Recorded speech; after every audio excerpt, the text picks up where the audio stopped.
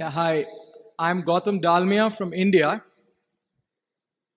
Sirs, if I were to take you back to the start of your investing careers, I assume it would have been harder for potential acquisition opportunities to come by. The question I would like to ask you, sirs, is how did you ensure then that you had good enough deal flows coming to you to be able to choose from? I have one more question. The Berkshire subsidiaries do not have a retirement policy.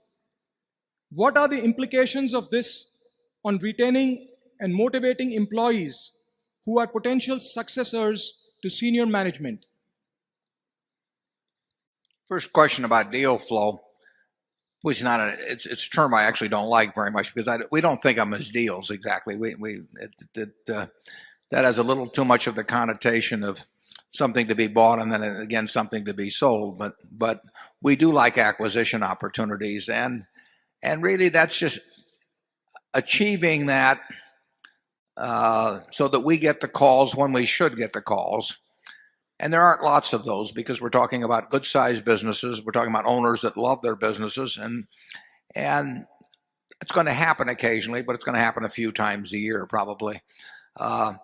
I think in the U.S. now that we get a pretty reasonable percentage of the calls that we should get, and that was not true 20 or 30 years ago. We didn't hear from anybody 20 or 30 years ago to speak of, because we were looked at much more as being a marketable securities operation, and we weren't as well known. It feeds on itself, obviously. If we acquire companies and the people from whom we acquired them are happy about the deal, we're going to hear from more people. We bought our first furniture operation in 1983.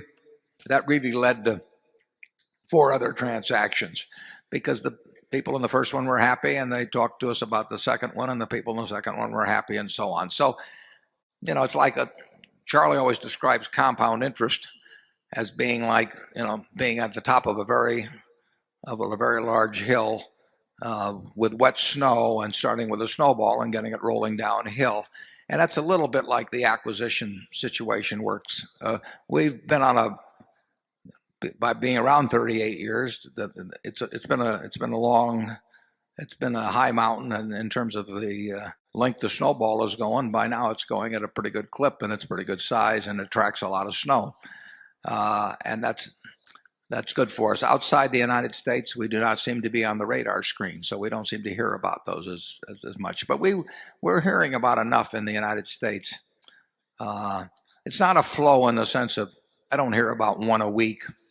I don't probably hear about one a month, but the ones we want to hear about, most of them, I think we're getting the calls now. I think we're getting a higher percentage of the calls now than ever in our history we would have gotten, and that's all to the good. And if we can do the same thing outside this country, that would be a plus too. But this country's a big market, and we'll just try and spread the word further. And Charlie, what was that other question? Well,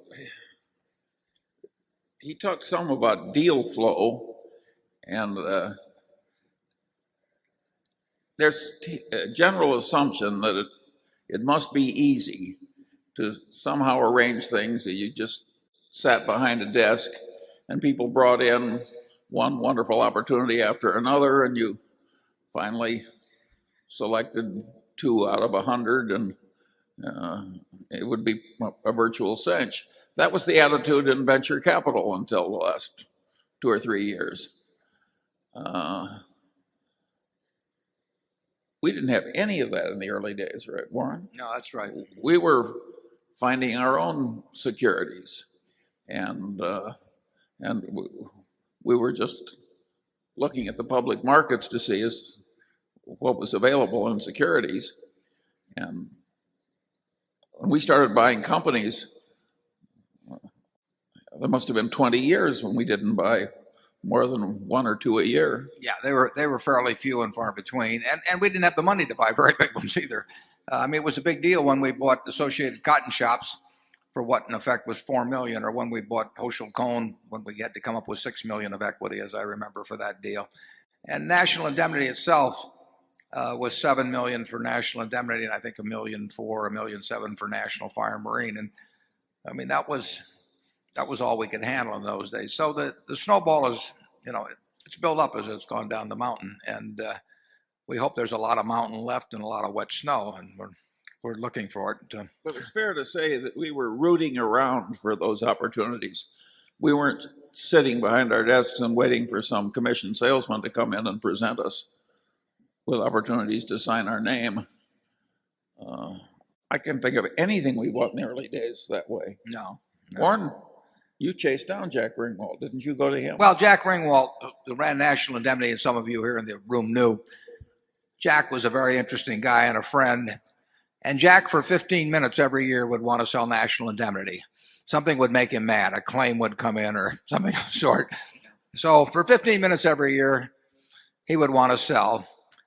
And I had a friend of mine, Charlie Hyder, who may be here today, and I had discussed this phenomenon of Jack being in heat once a year for 15 minutes. And I told Charlie if you ever caught him in this particular phase to let me know. And there was a day that Charlie called and said, Jack's ready. And I said, well, get him over here. So he came about 11:30 and we made a deal in that 15-minute zone. And this is absolutely true. It's a fascinating story because Jack, having made the deal, and we really did make it in 15 minutes, Jack, having made the deal, really didn't want to do it. But he wouldn't have backed out of a deal.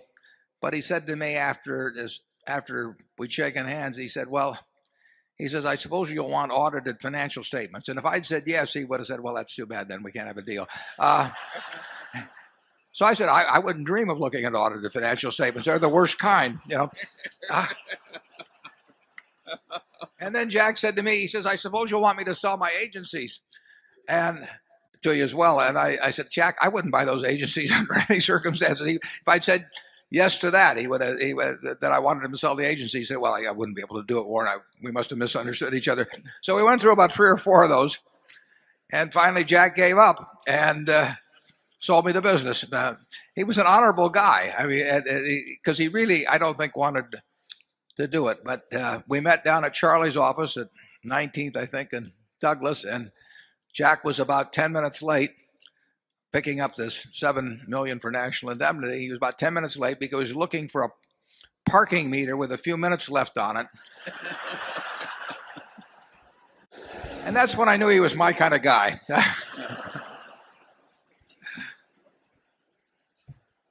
But at any rate, this process is not easy. And practically anything where you sit behind that desk and this wonderful deal flow is just coming by, you're in a very dangerous seat.